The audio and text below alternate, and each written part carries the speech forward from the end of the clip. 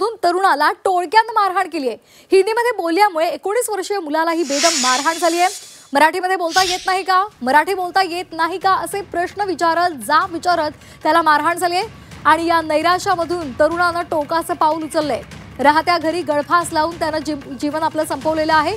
कल्याणमधून ही धक्कादायक बातमी समोर आली आहे। त्याच्या वडिलांच्या तक्रारीनंतर कोळसेवाडी पोलिसांमध्ये गुन्हा दाखल झालेला आहे। आताची महत्त्वाची बातमी आपण पाहतोय, कल्याणमधली ही बातमी आहे। या संदर्भात अधिक माहिती देत आहेत आमचे कल्याणचे प्रतिनिधी आतिश भोईर। आतिश, नैराश्यातून टोकाचं पाऊल या तरुणानं उचललेलं आहे, काय नेमकं हे प्रकरण आहे? 18 तारखेला जो अर्णव जो आहे तो मुलगा जो 19 वर्षाचा तो कॉलेजला जात असताना डोंबिवली आणि ठाण्याच्या दरम्यान एक टोळके होते, त्या टोळक्यांनी त्याला जबर मारहाण केलेली आहे। कारण की तो ट्रेनमध्ये चढल्यानंतर तो फक्त एवढाच म्हणाला हिंदीमध्ये की आगे चलो करके। या हिंदी बोलणाऱ्या जे मुलं होती, जी टोळकी होती, त्यांनी बोलले की तुला मराठी येत नाही का, हा असा क्षुल्लक हा कारण होता आणि क्षुल्लक कारणाला त्याला खूप मारहाण केली। त्याचा जबर धक्का त्या अर्णवला बसला आणि त्याच्यानंतर तो ठाणे स्टेशनला उतरला। मात्र तो कॉलेजला होता, त्याची प्रॅक्टिकल होती म्हणून तो पुन्हा तो कॉलेजमध्ये गेला। प्रॅक्टिकल करून तो घरी आला, म्हणून मात्र ते पूर्ण नैराश्यामध्ये होता। त्याच्या वडिलांनी ही सर्व हकीकत जी आहे ती सांगितली की असं झालेलं आहे म्हणून।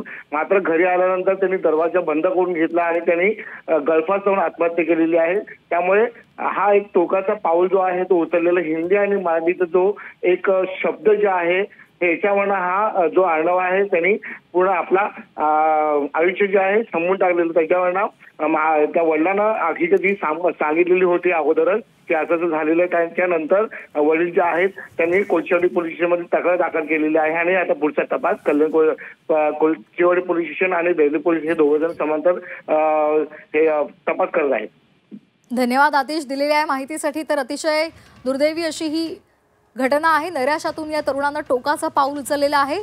ट्रेनमधून जात असताना एका टोळक्याने त्याला हटकलं आणि मराठी बोलता येत नाही का असा जाब विचारला आणि त्यानंतर तो घरी आला आणि नैराश्यातून त्यानं आपलं जीवन संपवलं असा आरोप त्याच्या वडिलांनी केलाय। त्या संदर्भात तक्रारही दाखल केली आहे।